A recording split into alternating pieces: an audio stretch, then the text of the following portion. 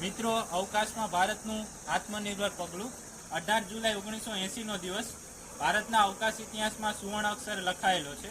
આ દિવસે ભારતના વૈજ્ઞાનિકોના પરિશ્રમથી બનાવેલા રોહિણી ઉપગ્રહને સંપૂર્ણપણે સ્વદેશી SLV-3 લોન્ચ વ્હીકલ દ્વારા અવકાશમાં સ્થાપિત કર્યો હતો. શ્રી હરિકોટા સ્થિત સતીશ ધવન સ્પેસ સેન્ટર પરથી થયેલા આ પ્રક્ષેપણ બાદ ભારત પોતાના ઉપગ્રહને પોતાના જ રોકેટ વડે અવકાશ મોકલનાર વિશ્વનો 7મો દેશ બન્યો હતો. માત્ર 35 કિલોગ્રામ વજન ધરાવતો આ કોઈ સામાન્ય ઉપગ્રહ ન હતો.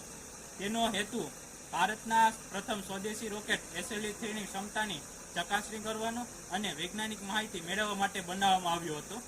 રોહિણી ઉપગ્રહે લગભગ 20 મહિના સુધી સફળતાપૂર્વક કાર્ય કર્યું અને અવકાશ કાર્યક્રમમાં મહત્વપૂર્ણ માહિતી પૂરી પાડી. આ સિદ્ધિએ આગળ જઈને PSLV, GSLV, ચંદ્રયાન અને મંગળયાન જેવા ઐતિહાસિક મિશનોનો માર્ગ તૈયાર કર્યો. આર્યભટ્ટ ભારતનો પ્રથમ ઉપગ્રહ હતો, પરંતુ ભારતના સ્વદેશી રોકેટ દ્વારા અવકાશમાં સ્થાપિત થયેલો પ્રથમ ભારતીય ઉપગ્રહ રોહિણી હતો. રોહિણી એકમાત્ર ઉપગ્રહ ન હતો, પરંતુ ભારતના આત્મવિશ્વાસ અને આત્મનિર્ભરતાનું સૌપ્રથમ મજબૂત પગલું હતું.